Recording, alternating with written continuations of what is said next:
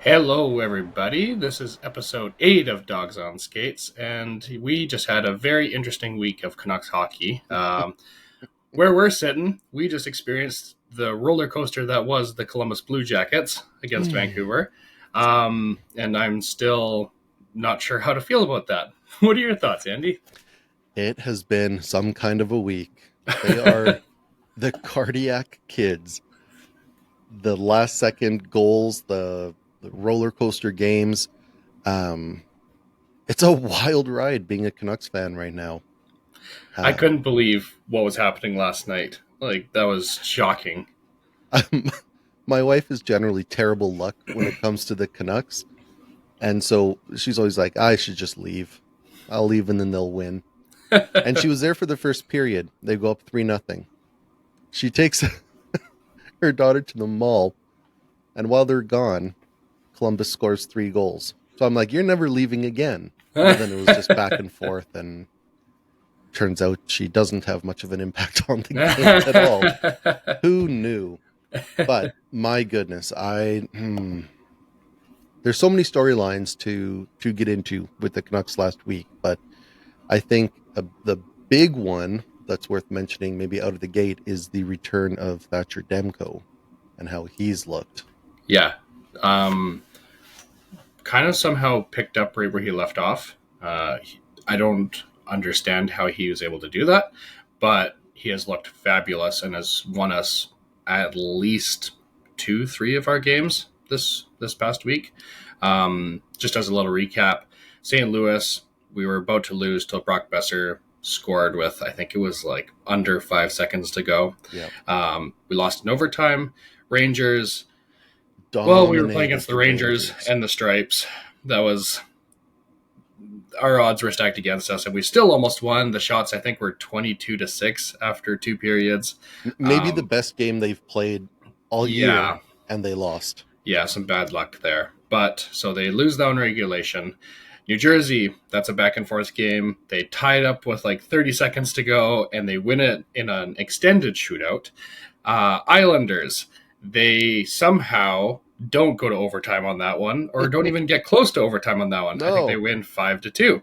And then Columbus, up 3-0, tied 3-3, up 5-3, tied 5-3, 5-5.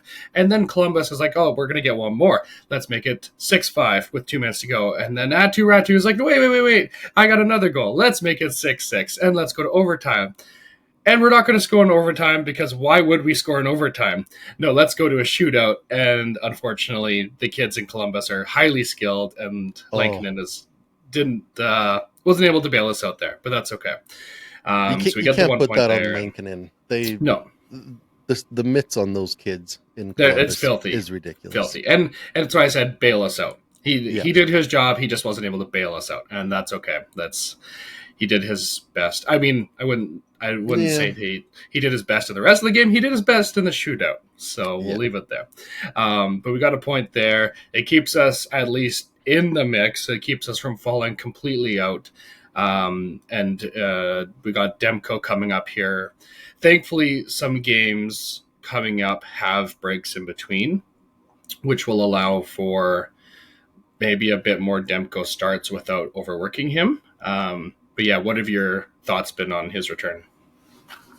Like you said, I think he's picked up exactly where he left off. I think over the last 5 games, his numbers are just incredible. I think he was 4-0. His goals against is, I think, a 1 point something maybe. He's been an absolute rock, and he's been exactly what the Canucks need him to be. It's a shame they couldn't go back to him last night. I understand why they Yeah, didn't. Um, they've got their game versus the Jets. It's an early game on Sunday. So if you play him versus Columbus last night, that's a pretty quick turnaround for a guy who's been out for, I think it was 6 weeks. and I mean, our track record is we make the games as long as possible. We So, sure and do. it sure happened in this case too. So, yeah, Like our overtime record, just for some context, like we're 4 points back of the wild card. We've got a couple games in hand on the Blues, but they're on an absolute heater. Um, our overtime record, I think, is 5-12 now for games that go past 60, 5-12. If you can even saw that off, right? You can go, what is that, 17? You go 8-8. There's Yeah. 3 more points. Now we're 1 point back with 2 games in hand. Or That's eight a and nine. massive Yeah. distance. Just wow. Words are hard. It's a massive difference to where we are now.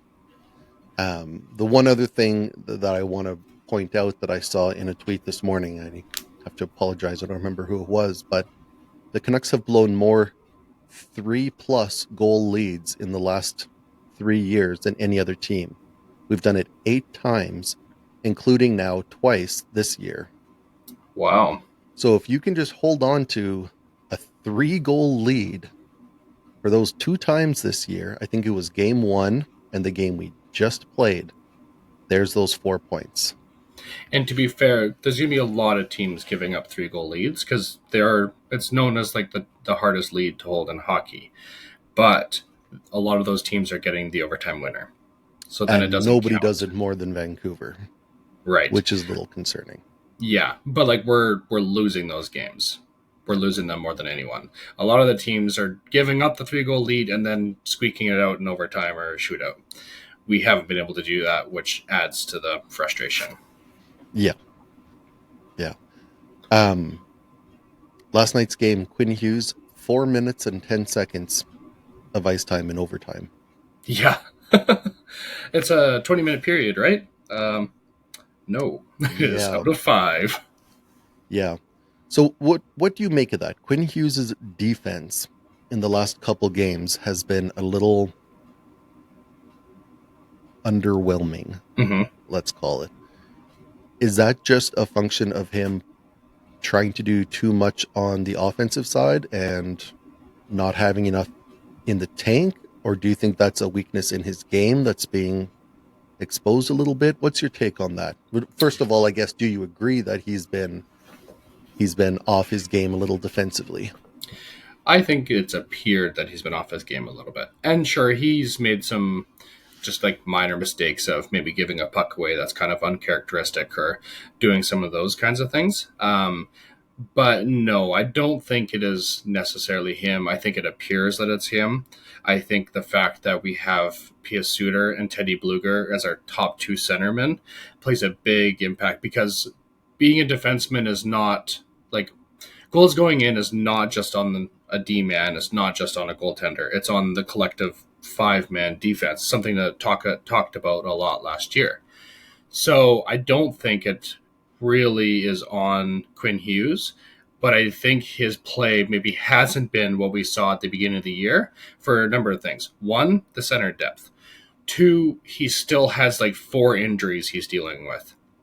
3, he is trying to spark goals because, again, look at the forward depth. There's not a lot of goals coming out of there. So he knows that if they're going to score and make the playoffs, it's probably going to have to come from him. And then he's also just playing a ton of minutes, and nothing like handicaps your brain and decision making like fatigue. So I think the combo of those things have led to maybe a couple uncharacteristic plays, but I think that's because he's being used at his like fullest extent, and he's putting himself out there to his fullest extent, and that happens. And he's also playing against the other team's best players. So I think it's a combo of those kinds of things that have led to some subpar, or not even subpar, maybe just not as good as it was at the beginning of the year, which was flat out unreal. But he's still putting up the offensive numbers. So Yeah. And he's generating some incredible gifs online. The Quinn Hughes sitting just completely motionless, staring on the bench has become one of my favorites. It's a slow pan down the bench, and everybody's fidgeting and adjusting and fixing stuff and getting a drink, and he's just. It's amazing. He has to turn his brain off on the bench so he can get maximum. It's like a full potential rest. on the ice. Yeah. Yeah. It's almost as good as when the Sedins would like do things in precise unison on the bench. They'd adjust their gloves and get a drink, and everything was in lockstep. Loved that too. But the Quinn Hughes just dead-eyed on the bench is amazing. Someone unplugs him on the bench, Yep. recharges him, and then puts him back out there. Yeah, Yeah. can't drain any extra energy on the bench at all. The bench is just Oh for man. recharging. He's unreal. Poor guy. He's fantastic. Um, yeah. So we're in it still, like in a playoff race. It's looking very difficult. The Blues at this point have won 7 or 8 in a row. I think it's 8 It's now. it's 8 now. Okay. Yeah. They were playing Nashville. Nashville had them 2-0. Oh, Nashville broke my St. heart. Louis scored 2 goals in like 20, 30 seconds to make it 3-2 in the third. And then Nashville ties it, but it was 0.5 seconds after time had expired. And I can't help but So feel like St. Louis would have taken care of that in overtime, even if it had counted. probably, but you never know. So Yeah. yeah, it's looking tough. That said, the Canucks play the Jets. If the Canucks can win against the Jets, that makes the whole Columbus thing look a lot better. Because I think everyone's expecting them to beat Columbus and lose to the Jets in regulation. Yeah. So if they can get an overtime loss against the Blue Jackets and beat the Jets, now we're further ahead than we even thought. And their next 2 games after that are the Ducks and the Kraken. Like, very winnable games. On So, paper, at least. on paper, Yes. yeah. Calgary lost to the Stars. They're playing the Oilers tonight, and then they play the Avalanche. I think it's on Monday. So Yeah, very that could be a difficult road. back-breaking stretch for the Flames. Yeah. That said, Oilers not exactly the big bad Oilers right now. No McDavid, no Draisaitl, no Stuart Skinner. They just got beat 6-1 by the Kraken. So that's a little You bit do of a have a toothless tendency of dragon. underestimating the Kraken, though. That's possible. Yeah, I'm not a fan of that team, especially after losing like Bjorkstrand and Tanev and a couple of those guys. Yeah, it's fair. Um, yeah. So you're saying there's a chance? Is basically the point we're at. It's not looking likely, but hey, they're still in it. Yeah. Yeah, and I mean, if they can get any of their sick, injured guys back, that would be big. I hear there's a bit of a flu issue going on with the team as well. Yeah, there is. Yeah. That may be part of, giving up a 3-goal lead versus Columbus. Columbus isn't a terrible team. They're fighting for a wild card themselves. Oh, for sure. So yeah, I don't know. I'm looking for reasons to be hopeful, Yeah. even though that hope is just what kills me every year. If we have to take a very small silver lining here, if the Canucks end up losing the playoffs anyway, and this game never ended up mattering, and this game gets the Columbus Blue Jackets into the playoffs over a team like the New York Rangers, if we can keep JT Miller out of the playoffs as well, that would make me very happy. I would like to see Columbus make it in, especially in the year after losing Johnny Gaudreau. So, if there's a silver lining and then we can look into the future and say, hey, we didn't make it, but they did, and that win never ended up making any difference to us anyway. Maybe in the future it's not so bad. We'll see. Fair enough. You have a note in here about our top 2 centers. Do you want to get into that a little bit? Yeah. Again, Pia Suter, Teddy Bluger, top 2 centermen. Then we've got Atu Ratu, and do you remember who our last centerman is? It's like it's a minor league guy that got called up. Oh, I think I can't Carlson's think of playing it. the wing. It's not Oman? Oh yeah, I think it is. I think it's Neil Zaman. So like that is pretty pitiful. So somehow like tonight was our chance to win 3 in a row. I think with that centerman depth, it's pretty crazy. It shows what Quinn Hughes and Demko are doing. But PS has continued to play awesome. I have been like shocked at how well and how offensive his game has turned, and Tocchet has continued to rave about how smart this guy is. So it's gonna be interesting to see what happens this summer with his contract situation. I wonder if they pony up and pay for him. Like They he seems to be won't. fitting very well. they won't, and here's why. He is going to be way too expensive for the Canucks' taste. Since Pedersen goes down and Heedle's down, and he's elevated to the 1C role, it's been 3 games. He has 7 points Jeez. in those 3 games. A We'd goal and be 6 assists. He's a +3. And that's not playing against, last place teams. That's yeah, the Devils, the Islanders, and the Blue Jackets, all of whom all are desperate. scrapping Yeah. for every point. Oh 7 points man. in 3 games. So, We'd be so happy if EP40 got oh that. my goodness, we would be over the moon. So, I think he had such a good case for getting paid before this happened, yeah. but now he's showing that, hey, I can elevate, I can be more of an impact player Hmm. when given the opportunity. And I think there will be plenty of teams who, hey, you've got a super defensively responsible guy, very smart player. He can penalty kill, he can play on your Hmm. power play if you need him to. He can do a little bit of everything, and he's not going to cost you the absolute moon to get. But I think it'll still be well above what the Canucks are going to be comfortable paying. But you still need guys, Mm-hmm. and free agency is going to be expensive for whoever you go after. So I don't But I know. think I think they're going to be looking for a young impact center. I think that's got to be the priority. I think you got to be able to slide Heedle to 3, and that means there's a hole at 2. And I don't think you feel super comfortable with Suter being your long term number 2. That's just my thinking on it. Yeah. Oh man. Yeah. I don't know. But Like, good on him for stepping up. yeah. Boy, would we have been screwed if he just kept on his Yeah. usual, No point kidding. every other game or so. Yeah. Um. So I understand what you're saying, and I think that is more likely.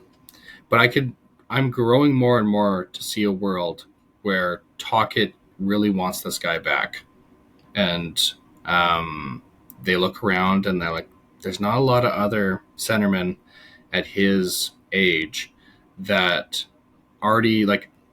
On top of it, he's already familiar with the systems, with the team. He just plugs right back in again. So I don't know. I'm seeing more and more of a world where they're willing to pay for a guy who shows up rather than for a guy who disappears in the big moments. I don't know. I don't know. If Suter could win more face-offs, I think I could get more on board, because all it is, it's a redistribution of the salary cap, right? Yeah. If you're going to say Suter's going to be our de facto number 2 guy, Hmm. and we'll slide Heedle to 3, or they're 2A, 2B, Yeah, I whatever think it that's is. likely. Yep. If you're going to pay more for him than ideal, then maybe you just spend a little less on the wing with Besser or Besser's replacement. I think Lekharamaki's done in the AHL. I don't think I he's think going so. back. Yeah. So we can probably pen him into the lineup for next year. Yeah. So now maybe instead of getting a top flight winger, maybe instead of going after Nick Ehlers, maybe you just get that second tier of winger, and you reallocate some of that money to a guy like Suter and keep him in for maybe a little more money than you would have thought initially. Yeah. I like the player. I really do. I think the thing that might keep them from doing that is the guy who scored 2 goals last night, and that's Atu Ratu.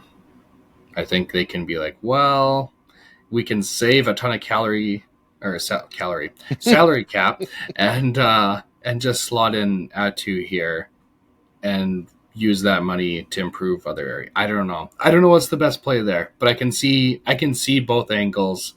I think either decision as depending on how they're done. So yeah, Do we still have Bluger for next year, or was that a 1 year? I believe we got Bluger because the only UFAs we have Oh, that's were right. Besser, Suter, Yeah. going into the deadline. So So that um, could be interesting as well. You've got one more year maybe yeah. to see what Ratu is gonna be for you. Because Hmm. since he's come up, I think he's shown very well. They've got to be happy with what they've seen out of him the last couple of games. Like he's Yeah. out there in the dying seconds trying to win you know, a do or die defensive zone face off, and And then gets a goal. it's Atu Ratu going over the Yeah. boards to do it. Like, Yeah. Yeah. And it shows he's clearly beating out guys like Neil Zaman and a few of those kind of players. So, yeah. Playoff picture. So, we already talked about the Blues and that whole situation, but the Blues are doing this not just on the backs of their old guys. They also brought in a couple RFAs. Now, I think you found that a little intriguing and wanted to touch on that. yeah, I mean the whole RFA thing in general, the idea of bringing in guys on offer sheets. I really wonder if the Blues' success being driven not not entirely, but maybe not even predominantly, but in large part, anyways, to their RFA guys that they brought in via offer sheet. I wonder if that's going to be a catalyst to seeing more of it. Because it's Yeah. not an unheard of thing. There's been plenty of offer sheets over the years. The Canucks have been involved in a couple as well. We signed David Backes to an offer sheet. We had Steve Bernier be given an offer sheet that we matched somehow. The hilarious thing with the offer sheets, when you look back over them, is how many have been done out of spite in retaliation for an offer sheet being submitted. So interesting you say that because that's the whole taboo thing that goes with offer sheets is there's like an unwritten code to not offer sheet each other because you might have that come back on you and you want to keep those friendships with other GMs. You don't want to hurt feelings because for some stupid reason they all need to be friends in order to make trades and deals with each other. I don't understand it. Major old boys club I like vibe going on, but anyway, Yeah. I'm curious as we get more and more younger GMs in, they're like a little bit more cutthroat, a little less old boys club. If we start to see more of this come into play, especially with a rising salary cap. So I think there's an element of pragmatism in that, right? It's my job is to improve this team, and this is one of the mechanisms that's been provided to us by the league, by the collective agreement, by everything that we can use. This is a yeah. tool that we can use to make our team better. And if we see guys on another team that they're not signed, why wouldn't you try to do that? I heard, and this is perhaps the most pie in the sky thing I've ever heard. Do you know where I'm going with this one? No. There's I think it was Craig Button. And as soon as you say Craig Button, it's like, well, that's going to be nonsense. Sounds like pie in the sky. Yep. But he was saying if he was Connor Bedard's agent, he's not signing a single thing the Blackhawks put in front of him. He's saying, I'm going to wait till next summer. Interesting. So I have heard this, but I heard it from a friend who heard it, so I wasn't sure where it came from. Interesting. Because he needs to have his 3-year entry-level contract expire. And then he becomes an RFA, and he's subject to offer sheets. Now, the question becomes, if you're a team, say his childhood favorite team, and you're interested in bringing him in, what number would you have to offer him that the Blackhawks wouldn't just instant match? Oh man, like I think you go. Oh, it's north of 10 just for easy, just for the name alone. Easy. And as soon as it's north of 11 something, I think it's 4 first round picks that you're giving over. Wow. So even if you offer him like a league max contract at the time, which would be, I don't know, 15 or 16 million probably. If they don't instant match, you're now out 4 first round picks. So do you know, like, is it once it's past 10 or 11, there's no more picks added? It's just that amount and it doesn't matter what the number is then? Yeah, it's because if that's the case, the number that came to my head was like 14 or 15 million. Because It's anything north of 11.4. Okay. Anything north. As soon as you go to 11.453, it's 4 first-round picks, and it doesn't matter if you go up to the league maximum after that. It's 4 first-round picks. I would do 15 million Yeah. over 7 years and Just give up those basically give 4 him firsts. whatever it takes, max Yeah. contract. Because, I mean, I think, like, we've seen his skill set as he was coming up, right? Mhm. I got to go see him. We sat right behind the bench when he came and played against the Prince George Cougars when he was with the Pats. We saw him play live. He's electric. He's got that skill set that you can't teach and you can't Totally. even buy. You can only And seems to draft. be a guy who thrives in the spotlight. Like, there's no Yes. spotlight in Chicago. I think he's super sad there. Like, I think he would thrive in a market like Vancouver, especially his hometown. I think he would be absolutely electric. And if it doesn't work out, hey, it doesn't work out. But you've got Connor Bedard for a Yeah. decade. Yeah. Like, it's a swing I would honestly take. And maybe Chicago instantly matches. But look how it's going in Chicago. Yeah. I don't know that you could tie up that much money for the next 7 years with a guy who doesn't seem like he's having a great time being there. Yeah. But it's risky for him, Yeah. right? Because as soon as you Yeah. sign that offer sheet with Vancouver, Chicago can just instantly match, and now that's your contract with Chicago. Right. So, Yeah. But I it's a mean, risky game. he can demand a trade as well. Yep. He can Yep. force his way out. I mean, Seth Jones just did that. Yeah.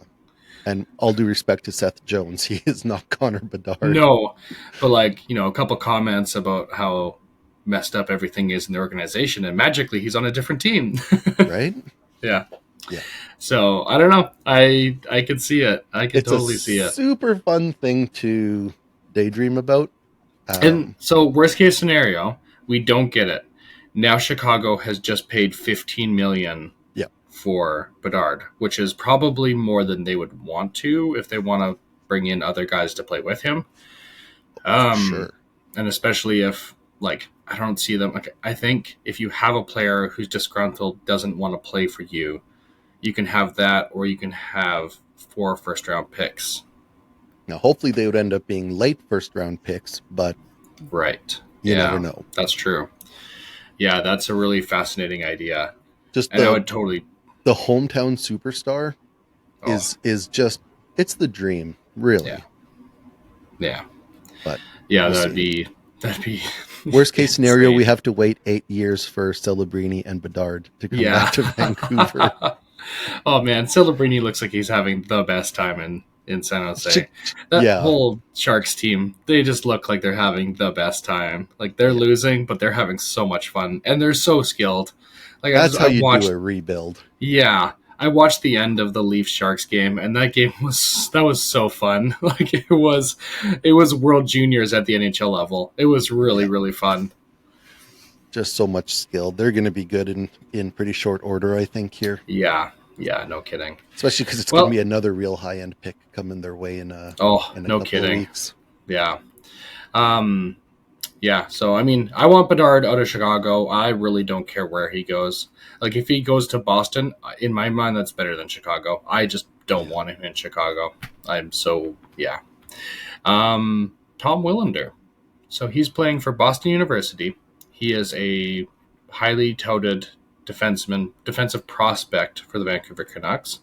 Was drafted, I think, 2 years ago, I believe. And yeah, is someone who will likely be joining the Vancouver Canucks in the near future. But his college team is playing out their playoffs right now.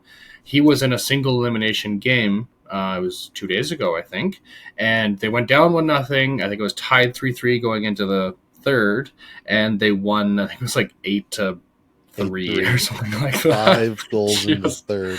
Blew it up.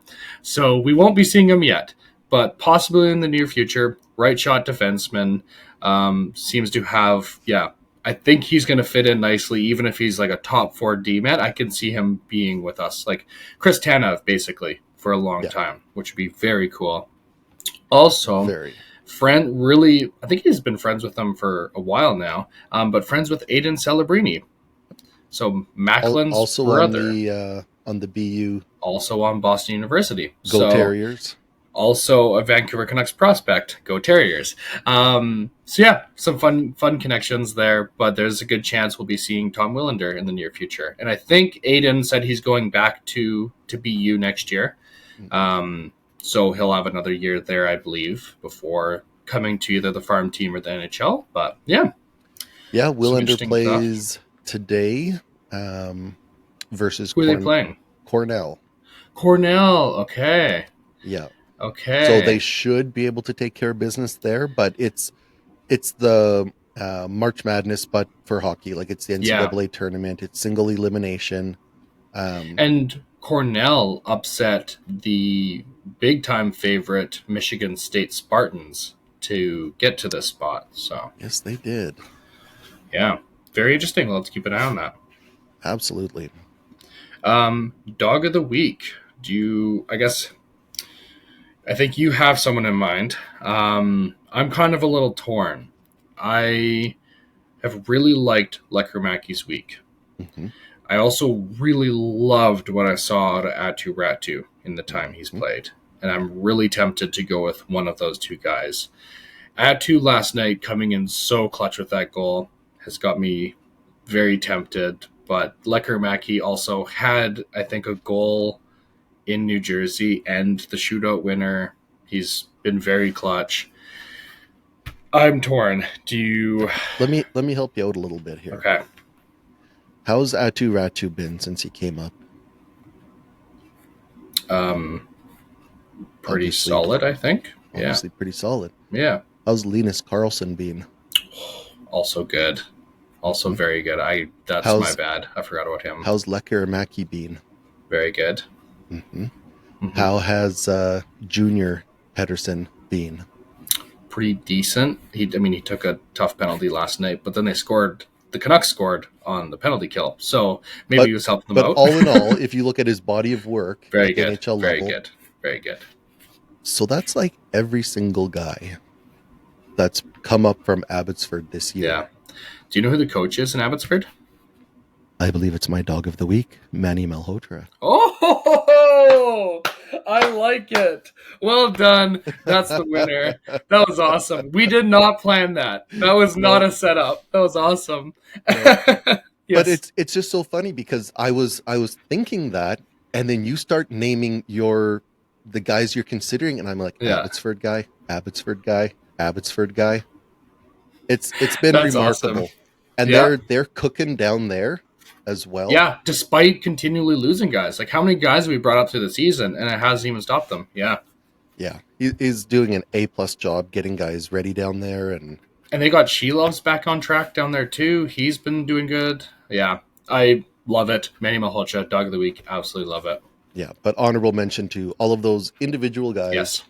For sure. That's Manny, sums it up.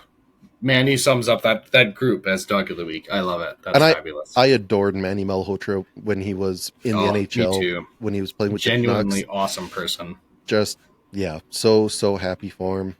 Was the face-off coach with the Leafs previously, so I'm really happy that we got him back onto the good side. Indeed. So for the doghouse. You got any ideas? Doghouse is a little bit tougher for me this week. I would love to move on from Frankie. Yeah. I think that's just kind of an easy out for us to leave it with Frankie. Definitely. If I could separate Quinn Hughes' defense from his offense, I might be tempted. I mean, he called himself out for how poorly which was really funny. He's played 2-on-1s. And then he perfectly played a 2-on-1 last night. And I was like, attaboy, let's go. Yeah. I mean, absolutely blew another one. Last night or game prior. Didn't see that one. Yeah. And then I'm tempted to put it on Lankinen a little bit because 6 goals. Columbus isn't a terrible team, but they're not exactly the Jets either, or Mm-hmm. the Capitals. Like, you give up 6. If you let in 4 goals in that game, it's a tidy win for the guys. That's a big game to have to put up a 6 spot.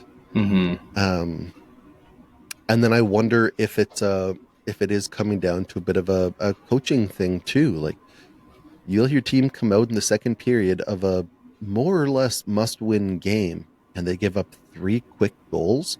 Mm-hmm. That might be a coaching thing too. So I don't know. I And have a some of those couple of goals were poor like choices. pretty lucky, I would say, in terms of like deflecting off guys that I don't even think were trying to get it and that sort of thing. But Yeah. yeah, yeah, I feel yeah.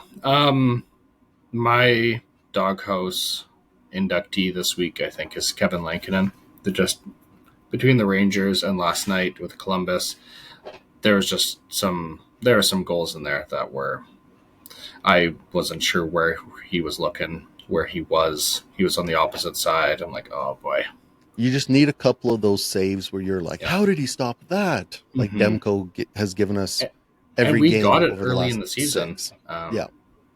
And honestly, like some of them, I'm like, I don't even need those like big stops. We just need like the save from a wrister at the like from the blue line with only like one guy in front. Like we just need some of those to get stopped. So Yeah.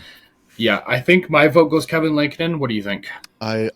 He was one of my, I think, kind of poor choices for it. Mm-hmm. Um, so I can get on board. It's a soft nomination for Mm-hmm. Lankinen. But I think if you look at the team, he's really the only guy. Like, I went through the list of guys who've been playing in the last week, and honestly, I'm pretty happy with pretty much Yeah. everybody there. Well, I mean, we'd have like a pretty long win streak if some of the like some of those soft ones from the Rangers, some of those soft from last night. If we can get a couple of those back, we're on like a 5-6 game heater right now, keeping up with St. Louis. So And then we're 1 point back with 2 in hand. yeah, Right. at So least yeah, yeah, yeah. all And right. I mean, again, this is as of lately. This is not like This is not a if we're picking reflection for the of his full entire season. season. Correct. This is this week. That 5 can come games or into whatever. play to help keep guys out in tiebreaker situations, but yeah, Kevin Lankinen, Doghouse. Hopefully, he can make it out soon. We'll still hang Uh, a picture of Frankie in there. yeah, He's we've always got it there in spirit. wallpapered with Yeah. Frankie's face on all the walls. Um, Speaking so of dog houses, yeah, good segue. I like it. thank you. So, this past week, John Tortorella comes out with a quote to the media. Says, "This falls on me. I'm not really interested in learning how to coach in this type of season where we're at right now, but I have to do a better job. So this falls on me getting team prepared to play the proper way until we get to the end." Woof. that's a white flag if I've ever seen one. Man. Um, And a red one. yeah, That yeah, is good that point. is him just waving the Canadian flag over his head.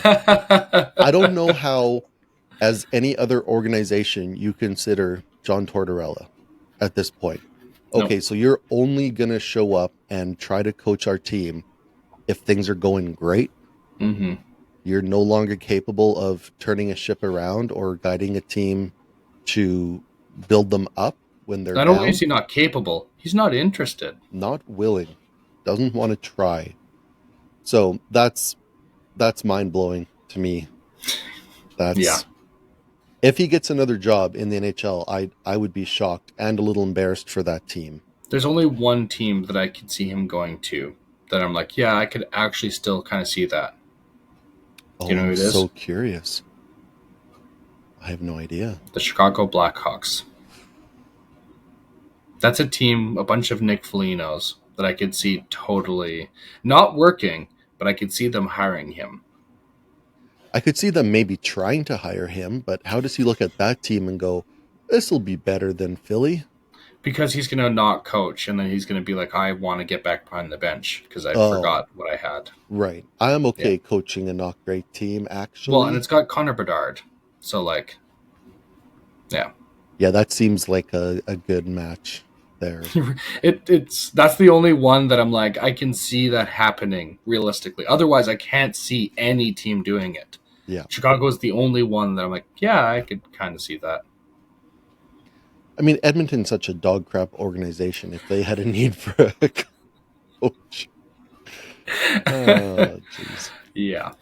On top of that, Torts and Cam York, 24-year-old, good player for the Flyers, got into it. Apparently, both Torts and York crossed lines, and led to Torts firing. Well, that was part of the reason. And apparently, York got benched for the whole game, so he sat on the bench, never played a shift. So I thought that was such a statement move to Yeah, dress him, put him in the lineup, and then not let him touch the ice. yeah. But I don't think it was. Oh, I think they would have just healthy scratched him, except they couldn't. oh, You can't voluntarily ice a shorthanded team, apparently. So they oh, had no choice but to have him dress. oh. Damn, that Now, sucks. whether or not that was actually the motivation and the reason that that happened, or whether it really was, you know, we have other options, but you're going to dress and you're going to sit there, I'm not sure. Yeah, My initial reaction was, wow, that's making a statement. But then I read that no, they maybe had to do that. So I'm not sure, interesting. but Oh, all either kinds of poor way, management. what a Oh, look, hey? yeah, yeah. Honestly, that might add to the poor look on the Flyers and how that was handled. Yeah. Like, you wanted to do this, and you didn't even have another guy that could go in there. Like, ugh, that's tough. That's a tough look. Yeah. So hopefully, better days for the Flyers in the future. Feel for their fans. That's a tough go. They've been bad for a long time. Sid the Kid. No, you had one more point on the Did I? Flyers. You did. Oh, I did. And it's I I'm, forgot I'm about that. surprised you. I don't want to talk about it. I think So it's quite after, unlikely, but go yeah, ahead. I mean it's taken up a lot of oxygen in Vancouver. Uh, Talk it to the Flyers. Played many games there. I think his number might be up there. Like, he's hallowed in Philadelphia as one of their big tough guys. I'm scared that we're going to lose him a little bit to the Flyers. Now, maybe there's people that are like, yeah, good riddance. I want him gone anyway. I think there's a lot of people like that, actually. Yeah, but I like him. I think that he's not, again, how many coaches are going to be the issue before it's not the coaches anymore? So, I but yeah, think, yeah, I think a lot of the message, I think the message he's sending the team is the right one. I think there are too many guys on the team that don't want to play the way Tocchet wants his team to play, going to the painful parts of the ice and paying the price to make stuff happen. That's why we were so excited when Hedel came in and we're like, whoa, he's taking the puck to the middle of the ice. This is amazing. I think totally. Tocchet wants more of that, but I think the lineup isn't built with a ton of those guys. I want to see at least one more year of a new team with Tocchet Yeah. before I really make an opinion. Because last year it was fantastic. He won Coach of the Year.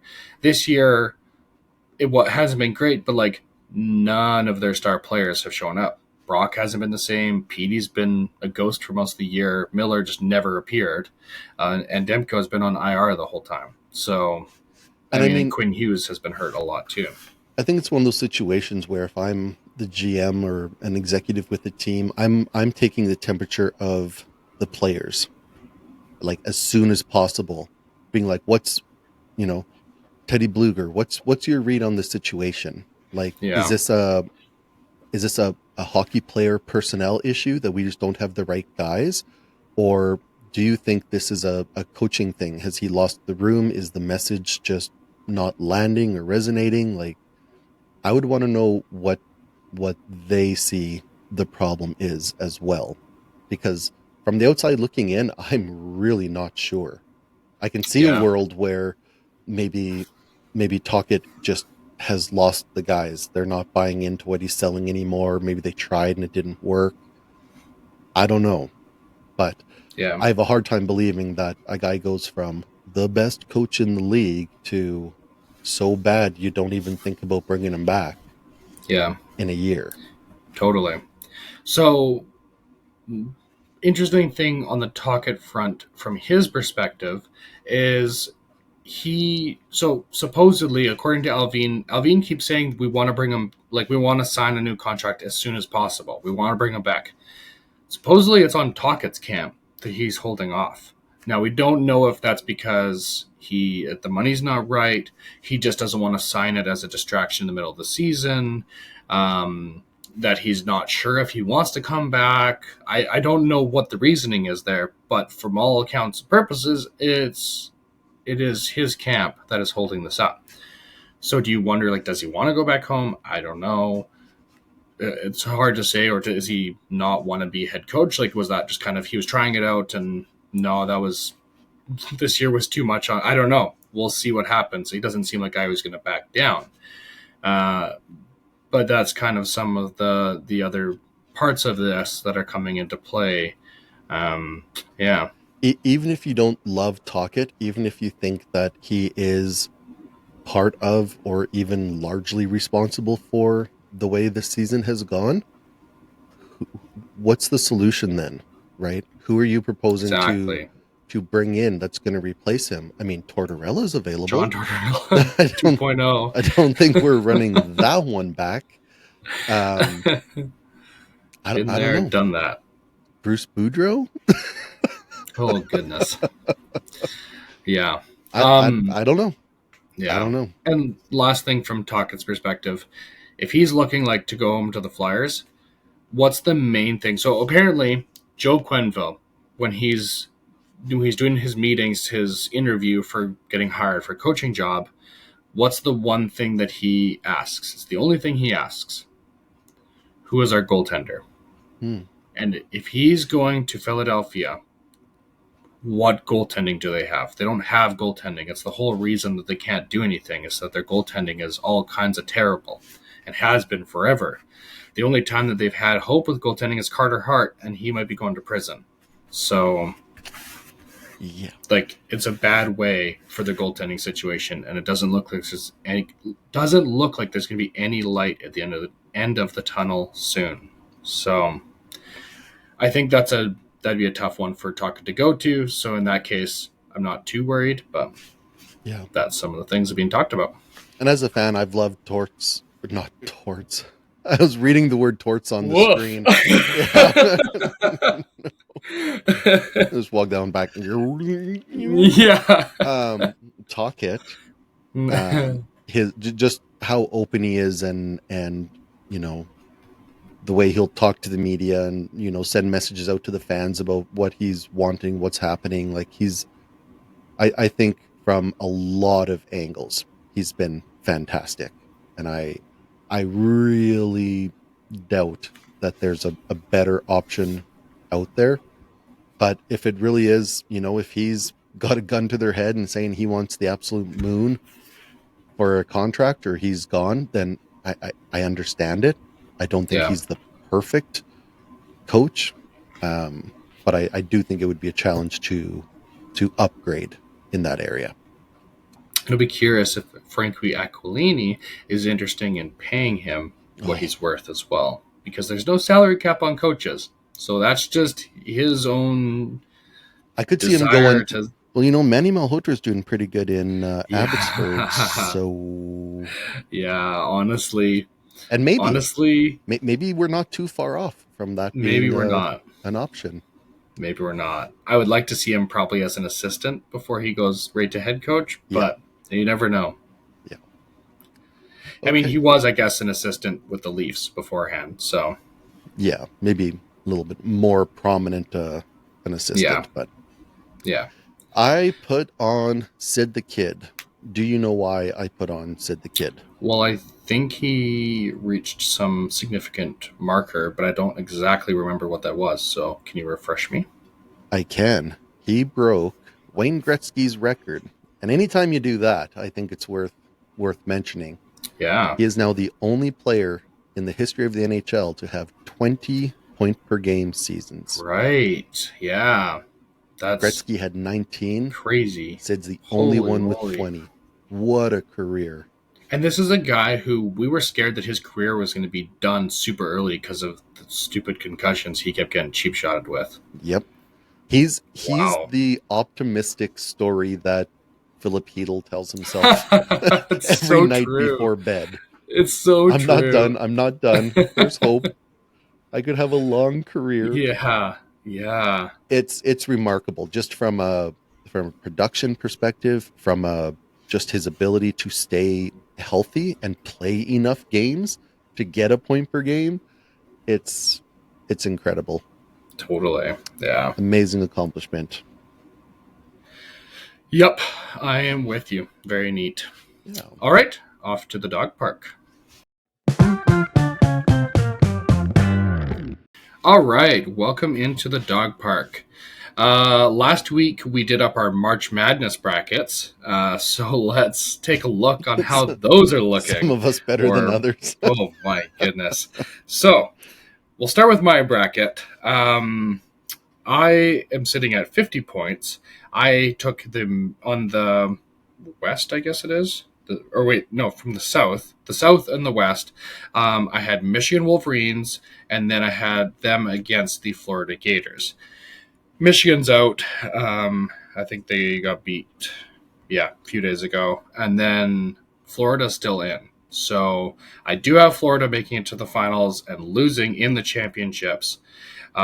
In the other side, I have Wisconsin, who is out, and Purdue, who got kicked out last night. So I had Florida versus Wisconsin. I only have Florida left for my Final Four, and I have them in my bracket. I have them losing. So I really have no hope. I currently have 50 points. My max points I can get is only 74, which is despicable. So it's looking very good for your old pal Andy.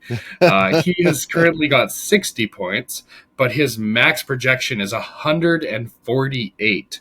And that is because though he lost Iowa State, he does still have Florida, and he picked them as the winners, so that's still looking very good. And on the other side, he took Duke versus Houston. They are both still in it and will be playing in the Final Four championship. Or I guess still could be playing in the Final Four championship. Yeah. That's not set yet.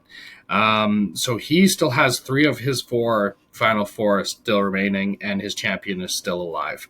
So it looks like I am probably done. We will revisit this when the tournament's done, but it's looking like Andy's probably got this in the bag, so we can move on. We had a big wager on this, didn't we? Big. I don't think big so. Money at stake? No? Shoot. No. So, anything else you want to say about that? I'm pretty ready to move on.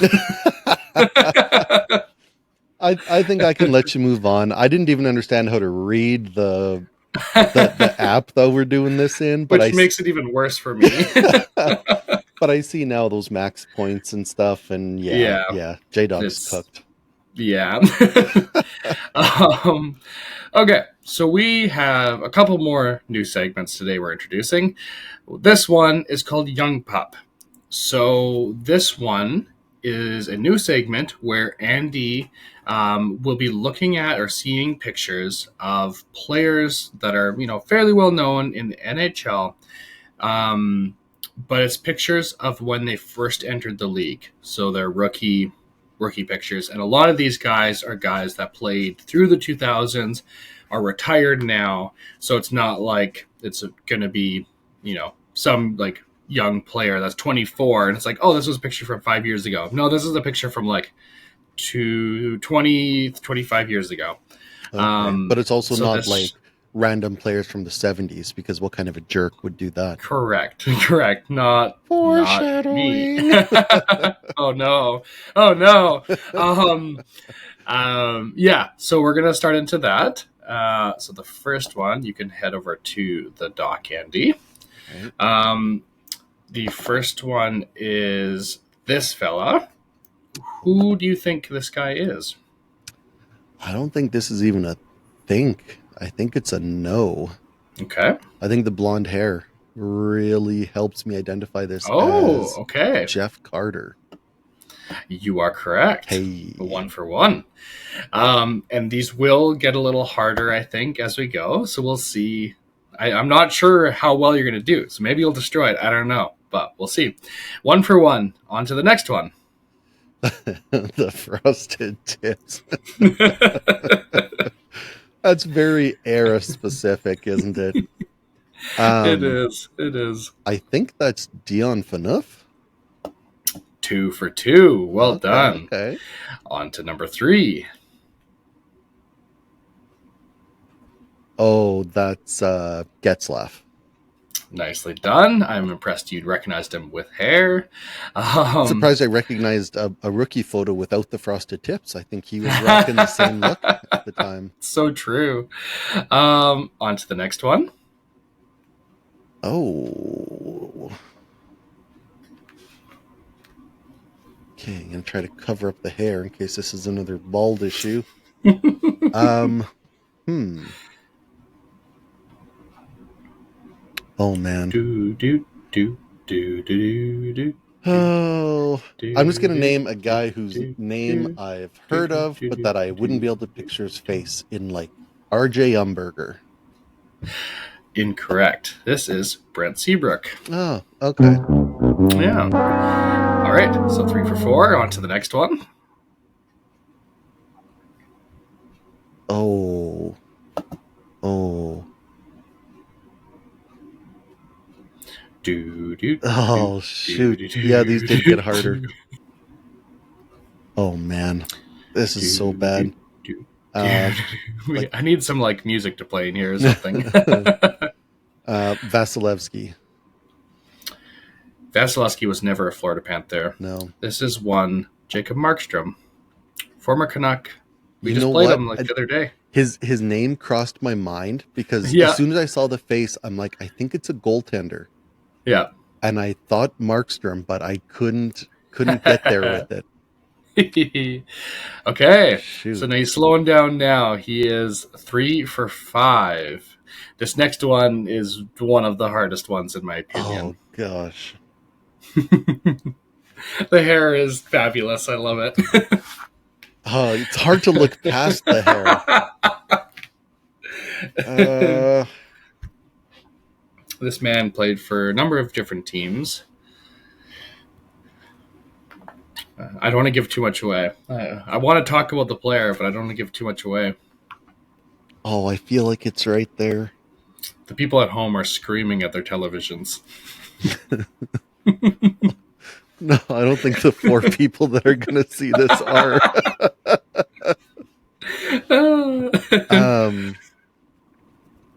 Oh my goodness. All right, what do you got? Played for the Bruins. He's American. This is so hard.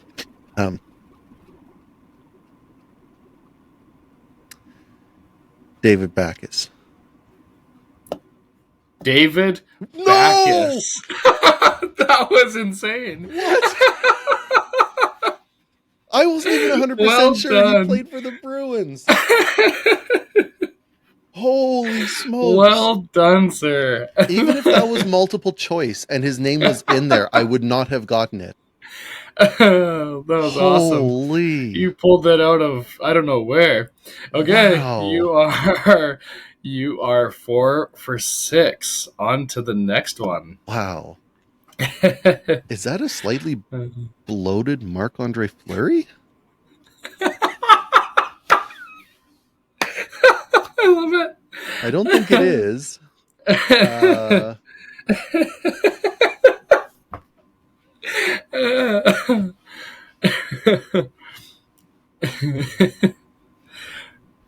Is that Phil Kessel?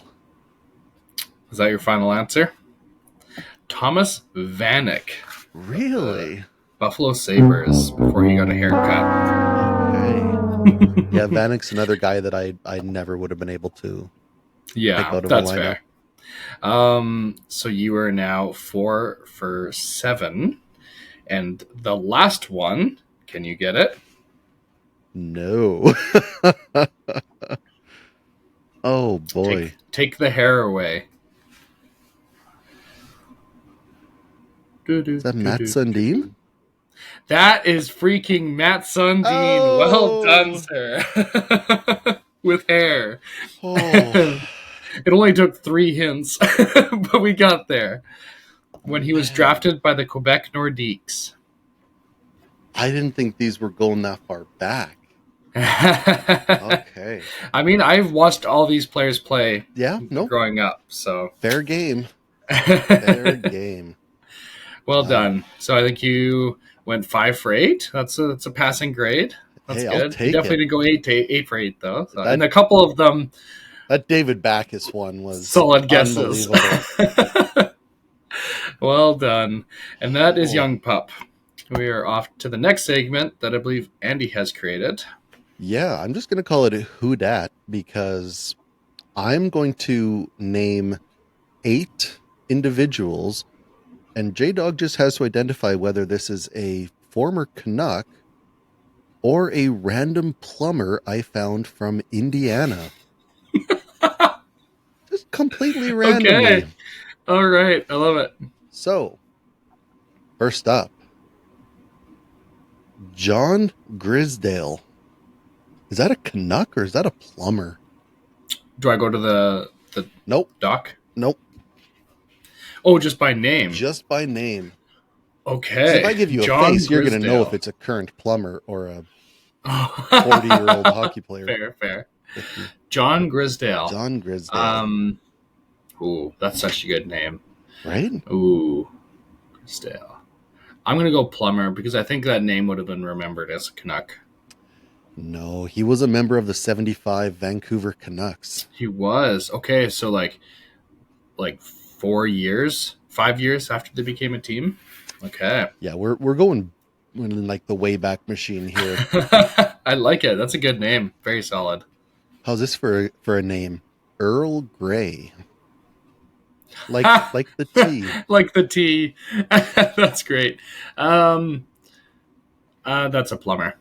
That is a plumber. Nice. Runs Earl Grey and Sons for all your plumbing needs. Mike Ham. That's a Canuck. That is also a plumber. Oh, it is. Ham and Sons. There are a shocking number of family plumbing gigs in Indiana. Interesting. Shocking number. Bob Carter. Ooh. I mean, honestly, it's probably both a Canuck and a plumber. But I'm going to go a Canuck. Also a plumber. Oh, wow. Okay. Man, I'm like 1 for 4. Yikes. Yeah, it's not going well. He runs Carter's My Plumbing, which I had to read a couple of times. Carter's Yeah. My Plumbing. I think he also Okay. runs it with his sons. But he didn't want to be like everyone else. No. Just make it completely nonsensical, and then people will see it and be like, what? But then they're staring at it for a while, and now it's in there. Maybe he's onto something. Big brain move, Bob Carter. Bob Mano. That's a Canuck. Do you know that? Yes. Really? No. No. Okay. I was impressed. I was a Canuck. Nice. 52 games played in 1979. Oh, 21 geez. big points. Oh my gosh. How about John Gould? John Gould. That sounds like a name I've heard before. I'm going to go a Canuck with that one. That was a Canuck. Nice. Ooh, making the comeback here. You're up to 3-3. Okay, let's go. Oh, no, did I do 4 of each, or did I go lopsided? Lance Smith Plumber. was a plumber. Yes. LD Smith Plumbing. Nice. Okay, the last one, we have Hubert Martin.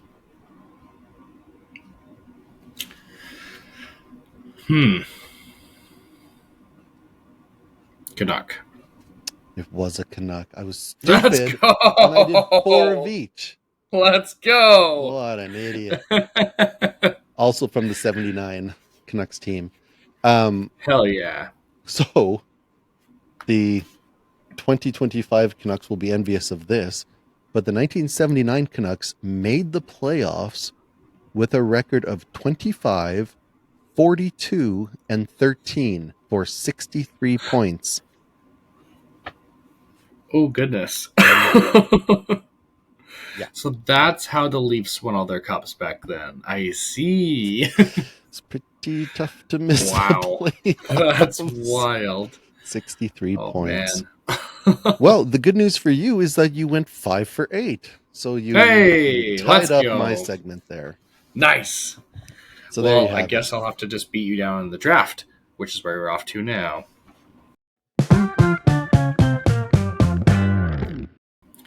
All right, welcome into the draft. Today we're going to be drafting the zombie survival team from current players around the Chell. We're going to be setting off to Andy to determine who will be going first. All right, with the cursed coin, we have J-Dawg with the first overall. Hey, let's go. Okay, so that puts me on the clock right away. That makes it a tough decision because there was a good few at the beginning that I wanted. But I think I'm going to be going with a guy that can use brute force against zombies, and he can fire pucks at the zombies because that's a pretty good defensive mechanism. And he can take damage. He can take a lot of damage. I'm going with Alex Ovechkin.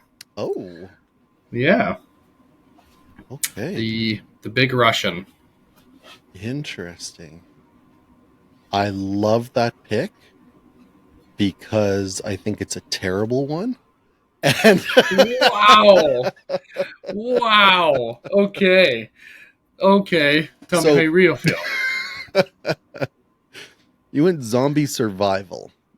Yep. So I envision like societal breakdown, like Walking Dead style. I want guys who can hunt, who can Shoot. garden, who can actually survive in that kind of a scenario. So Okay. I'm going to take both of these guys because they can both do it in Brent Burns and Seth Jarvis. Oh, Both guys known for their kind of outdoorsy hunting, almost like homestead kind of vibe. Brent Burns I was going between Ovechkin and Brent Burns. Yeah. I've been going back and forth on them for days. That's annoying. I love it. I love that so much. Okay. Well, let's keep brute force going. I figured let's just, if you're big and strong and can take a bunch of damage, you can also just bully other people and take their food. I can bully Seth Jarvis and take his food. Not necessarily Brent Burns, but I can bully Seth Jarvis. So in that case, I'm going to be taking Matt Rempe with my next pick. Let's go big. Let's go brute. Let's go force. Yeah. And let's just keep the meatheads going. Let's go Radko Gudas with my third selection. Yep. That meat. I had a couple of different tiers of guys. I had a couple of guys that I leaned to for like the survival and like being able to feed the group. And then I went into the meathead, just, inflictors of violence and pain category. And Rempe was the top of that list for me as well. Quick question. What's the best way to kill a zombie? Brute force, I assume. Headshots. Okay, so that's why I got Alex Ovechkin. I'm just going to give him a bucket of pucks and headshots all day. That's why I'm taking Jacob Trouba. No! Wow. Okay. Yeah, he is very next on my list. Just out there throwing elbows, wiping out. Such a good pick. Wiping out zombies. Such a good pick. Thank you.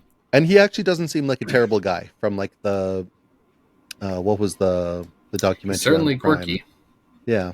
Like, Oh yeah, face off or whatever it's called. yeah, it doesn't seem like the worst person Yeah, to have around. So Jacob Trouba. And my fourth pick, this is going to be an odd choice, I think. It's going to be Brad Marchand, that is an odd choice. right? That's worse than Ovechkin. Maybe, but here's the thinking: there may be a need to get somebody in a tight space, Is he gonna lick him? shimmy through an air vent if necessary. If my life depends on it, I might. It's not a for sure, but I might. Um, but but where I was really going with it was, you know, that scene in the original Jurassic Park where the goat comes up from underground Yeah. and it's like tied to a stake. if I if I had to lure the zombies away Oh man. with somebody tied to a stake, Brad Marchand. So Yeah. I mean, that's kind of where I'm at with my group. I really dislike most of the guys I've selected so far, and really dislike most of the guys I'm going to select. But I figured, hey, meat shield. yep, Perfect. yep. Yeah, that's decent. Okay. Next I am going with a guy who also enjoys taking headshots. I'm going with Tom Wilson. Ah, yes. Yes. Yep, he was certainly in that tier of the headhunting guys. Yeah. And for my last pick, it's a tough choice. I think, yeah. I'm going to stick with the big brute. I'm going with Darnell Nurse. Okay. Again, maybe a bit more athletic, but a bit like big, strong, knows how to injure people, and people like things, which would be a zombie. So I don't know, like, do any of these guys hunt? Do they garden? They Do they headhunt. They raise headhunt all the animals? time. How are you gonna eat though? Again, brute force. There's going to be other people Force. around with food. I'm planning to steal. This is not going to be an ethical operation. This is survival, sir. They're not even waiting for society to collapse. No, They're gonna be we the will end reason it. it collapses. We were actually gonna take out the zombies and then end the world. Oh jeez. A team of Rempy, Gudis, Wilson, and Nurse. Oh. And Ovi. And Ovi. Yeah. Yeah. You know, I think I give Ovi a bit of a pass because he at least has a function outside of. Well, Ovi's the leader. These are all his minions. There you go. Okay. Last. There's a great combo to be had, but continue. Yeah. Last pick. I think it's one guy who's just going to be a solid guy. He's always going to bring an effort to whatever it is you're doing. You'd probably just like to have him around. Connor Garland. Oh, yeah, I like it. Yeah. Just keep team morale up. Just a little dose of character to make sure that I Trouba like and Marchand don't have too much influence in the group. it. Do you have a team name? Do you have? No, So I think. no, we'll have plenty of time to figure that out after your team's starved to death. Well, I think mine's just the Suicide Squad. Yeah. Probably. Yeah, that works. Honorable mentions. I took like the meanest fighter in the NHL right now, which is Matthew Olivier. Yeah. And then Matthew and Brady Kachuk. That'd be a great combo. Yeah, they were definitely going to be my honorable mentions as well. Just guys that seems like they'd be able to handle themselves in whatever situation you ran into. I'm really glad that you took the guys you did, because I did not have a lot of backup options.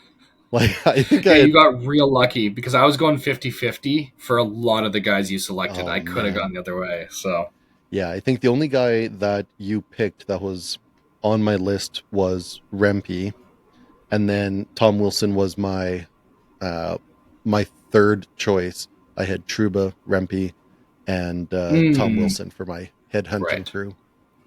Do you have any honorable mentions? No, it was just going to be. Okay.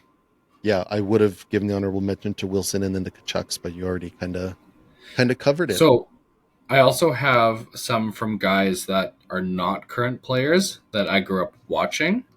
One is Dustin Bufflin. That was Okay. just like pure force.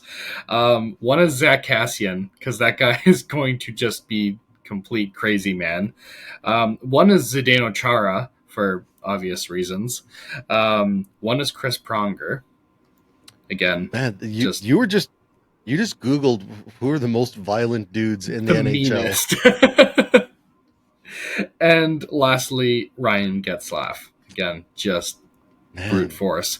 Um, again, you're gonna have no and shelter, no food, no. Oh man. again, we're gonna steal shelter. We're gonna steal food. Really, everything we need is around us. We just need to go get it.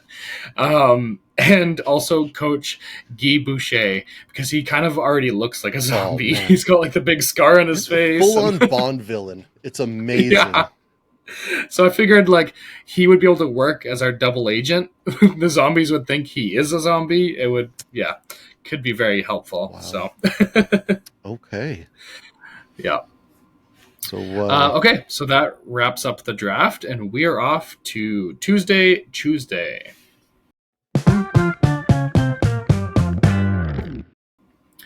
All right, welcome into Tuesday Chooseday, the final segment of our episode. How I think Andy's got the results of last week. I actually didn't count them up, so I don't know how well we did. yeah. I asked Yeah. J-Dawg not to look too closely because I wanted the live reaction here. I had a good time Wednesday morning going over the scores. So before Okay. Tuesday had come around, I wanted to see what just a completely random assortment of picks would end up being. So I went and I used the old Chat GPT and I said, of Tuesday's NHL games, randomly pick, because it wouldn't, if you ask it to pick a winner, it won't do that. So I said, Right. okay, just randomly name one of the two teams playing in each of Tuesday's games. I want to see how it would do compared to a couple of guys who supposedly know at least something about hockey. It did not do well. So Oh, ChatGPT randomly selected two winners out of 10 games. woof. Oh man. Yeah. Now, you and I did a little bit better. We got Okay. 6 out of 10. Oh, okay. Okay. We both tied. Interesting. Okay. Maggie got Oh 8. no. She Oh picked the no. same hand every time. She picked the home team in every game and went 8 of 10. Oh no. Yeah. So wait, we said last show if she beat us, we'd have to fold the show. Uh-huh. You should have told me this before we They recorded. could have saved a bunch of time. So this will be the last episode of Dogs on Skates. Oh, It's been a oh, fun wait, ride. no, there was the alternative that she can just join the podcast. Oh, That's right. right. Maggie. Hey, there's Hey, the champ. Maggie. Maggie. Yeah, this absolute brainiac gets 8 of 10. They didn't even know what the heck she was doing. She just went to the same hand every time. She's like, I know there's a treat in there. I kept showing her, That's a look, lot there's of one in this tweets. hand too. And she's like, no, no, I'm good. Just picking the If it one. ain't broke, don't fix it. I like it, Maggie. Yep, Good 8 strategy. of 10. Nicely done. High five. Yeah, oh, good girl. Oh man. So that's Well, let's not embarrassing. do that again. Yep, yep, that's pretty humiliating, but good for her, I Okay. guess. Yeah. All right. So this upcoming, so we're still tied then because we remain tied. We were tied going into it. Yes, we do We remain tied on tied. Tuesday, so we remain tied. Okay. All right. So now for this week's picks, we are going to be starting off with Panthers Canadians. I think I'm going to go Panthers on this one. What do you got? Yeah, I'm taking the Panthers as well. Capitals Bruins. I'm taking the Caps all day. I am as well. Preds Blue Jackets. I think I'm going to go Blue Jackets on this one. Yeah, me too. Senators, Sabres again. Ooh, this is the battle of Cousins versus Norris. If Norris gets back on time. Yeah, I'm gonna go Senators. Not for any Oh, particular reason. I am as well. Not getting a lot of separation here. Lightning Islanders. I think I'm going to go ooh, Islanders. Oh, okay. Well, I will take the Lightning, so we won't have the exact same result. Blues, Red Wings. Oh man, I hope the Red Wings win, but I don't think that they will.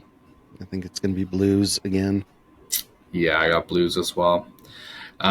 Flames, Utah. I am taking Utah. I am kind of split here, so I'll take the Flames, but I will hope that you win with Utah. Golden Knights, Oilers. Can I vote for mutual destruction? Um, I'll take Golden Knights. Ugh. I don't think they're gonna have any of their big guns back. I think I have to go Gold Knights as well. Ducks, Sharks. Ooh. Yeesh. Sharks. Yeah, I'm going to take Sharks too. Jeez. Okay, and Jets, Kings. The Gabe Velarde battle. Yeah. I'm going to take Jets. And I will take Kings. Okay. So we got at least 3 games that we chose differently on. So we will have a winner this week. Hey, true. Excellent. Unless one of them gets canceled and then we end up being evened up again. Yeah. Okay. Well, that wraps up episode 8 of Dogs on Skates. Please click like, click subscribe, leave a comment if you have anything that you'd like to say as a part of the show. We really appreciate you watching. And if there's any segments that you have been missing and want to see back, please do leave a comment and we will work hard to get that worked back in. Any last thoughts there, Andy? Leave a comment about my draft win, as always. Stay tuned for Maggie's spin-off channel, Dog on Skates. And we'll see you next time. Peace.